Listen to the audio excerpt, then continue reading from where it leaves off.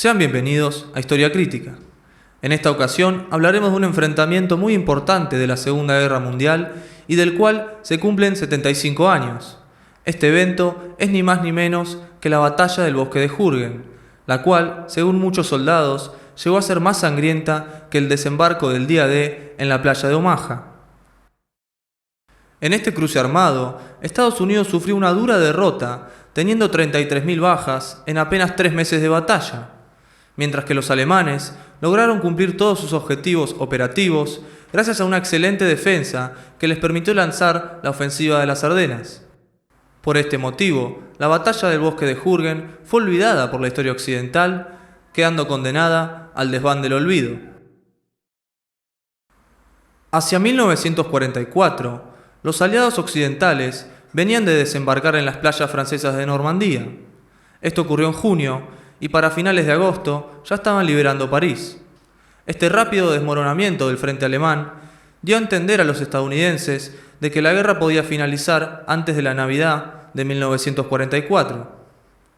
Esto último estaba bastante lejos de la realidad.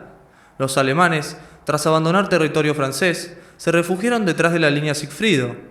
Esta serie de fortificaciones tenía más de 600 kilómetros de longitud, aunque su efectividad para detener al enemigo fue bastante cuestionada. Sigfrido se había construido mayormente entre 1938 y 1940, con fines propagandísticos y de disuasión. Si bien poseía 18.000 búnkeres y estructuras de concreto, miles de estos eran insuficientes contra el bombardeo de artillería y de los aviones, y muchos se encontraban mal equipados. La línea Sigfrido no representó ningún problema mayor para el avance aliado, pero lo que sí fue un fuerte dolor de cabeza fue la pequeña zona que iba desde la ciudad de Aquisgrán hasta el río Ruhr. Situada cerca de la frontera con Holanda, Aquisgrán era el primer obstáculo, luego se hallaba el profundo bosque de Jürgen con algunas aldeas y por último el cauce del río Ruhr. Los aliados, luego de 6 semanas de duros combates para tomar Aquisgrán y de sostener 5.000 bajas, comenzaron su avance hacia la zona boscosa de 140 kilómetros cuadrados que se hallaba más al este. La toma del bosque tenía como objetivo capturar las represas del río para impedir que los alemanes pudieran liberar el agua contenida y bloquear su paso por al menos 2 semanas. Para esto, el hombre a cargo, el general Hoth, decidió realizar un ataque frontal a través del bosque en lugar de rodearlo desde el sur para llegar hasta las represas. Sería este ataque frontal a un enemigo bien parapetado lo que le costaría parte de su reputación y la vida de muchísimos hombres. Los estadounidenses contaban con una superioridad numérica de 5-1 en blindados y aviones, aunque las características del terreno anularían por completo estas ventajas. Los alemanes, apenas unos 5.000 hombres en el inicio, estaban agradecidos de luchar entre los árboles a salvo de la artillería y la aviación aliada. Comandados por Hans Schmidt, los germanos prepararon nidos de ametralladora, campos de minas y cañones camuflados para resistir el ataque aliado. Las pocas rutas para transitar vehículos y escasos claros en el bosque permitieron también que se preestablezcan emboscadas a distancia con fuego de morteros y cañones medianos, haciendo difícil el tránsito de suministros y la evacuación de los heridos desde el frente.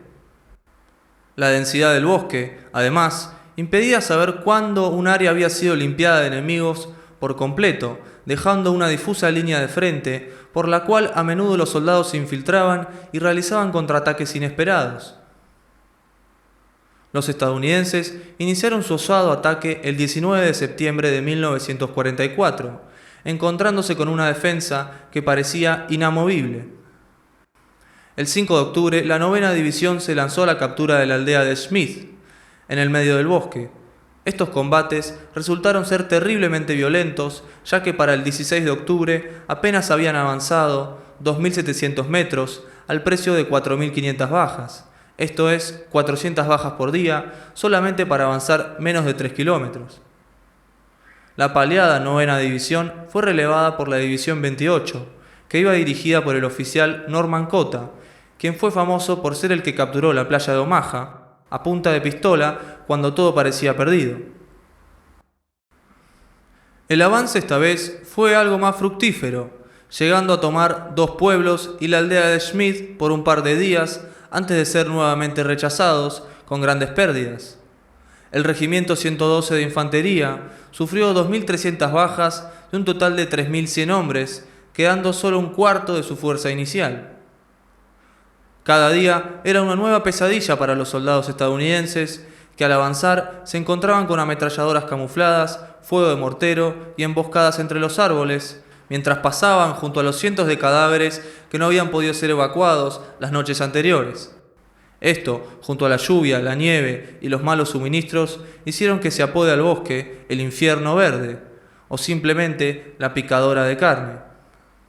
La primera fase de la batalla había terminado con una derrota estadounidense.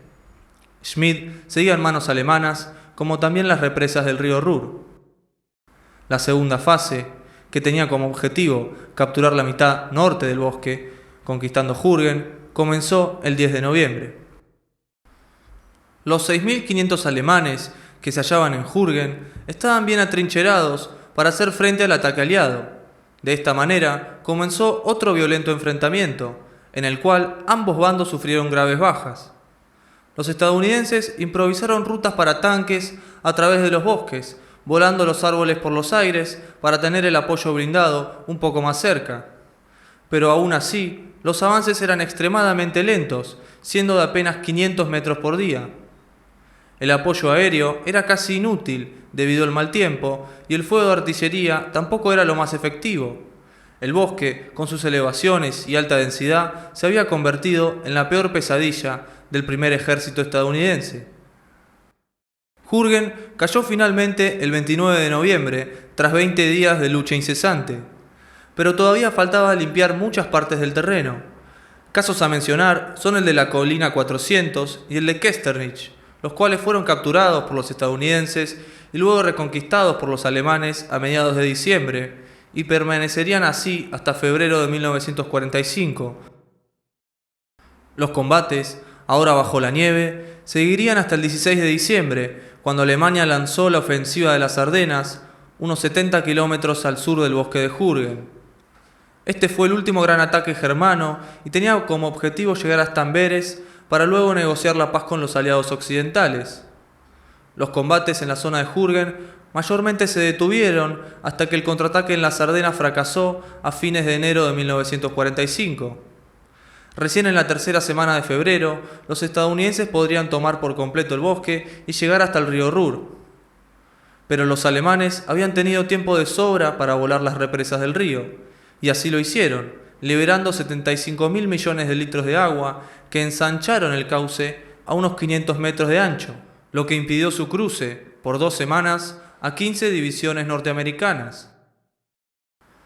Los alemanes, sufriendo 28.000 bajas, en Jürgen habían cumplido su objetivo: ralentizar al máximo al enemigo, infligiendo enormes bajas, mientras se encubría el contraataque sorpresa de las Ardenas, que debía traer un pacto de paz en el frente oeste.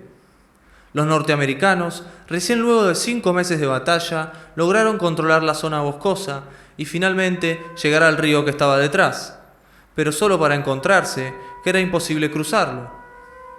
Como ya se dijo anteriormente, esto pudo haberse evitado atacando el bosque por el lado sur, donde el avance no hubiera sido tan difícil. El insistir en el ataque frontal y el subestimar la capacidad del enemigo les habían costado al menos 33.000 bajas, un número enorme para un área tan pequeña de terreno y con tan poco valor estratégico. Por esto último, la batalla fue olvidada a conciencia durante la posguerra.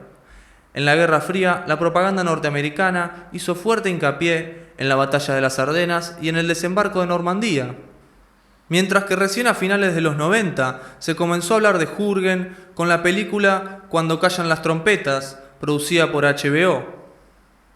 La realidad es que muy fácil era hablar de la batalla de las Ardenas y de cómo se había derrotado a la contraofensiva de Alemania, pero no era nada fácil hablar de cómo decenas de miles de soldados murieron luchando en un bosque que no tenía valor estratégico, en una operación que pareció ser de la Primera Guerra Mundial. Jürgen se pareció más a una desgracia y a una pesadilla militar que a una gran hazaña de las que nos tiene acostumbrados Hollywood. Es por esto mismo que la mayor parte de la gente la desconoce. Después de todo, la historia la escriben los vencedores. Si les gustó el video, compártanlo con sus conocidos. Y si quieren ver más videos como este, suscríbanse al canal. Nos vemos en el próximo video.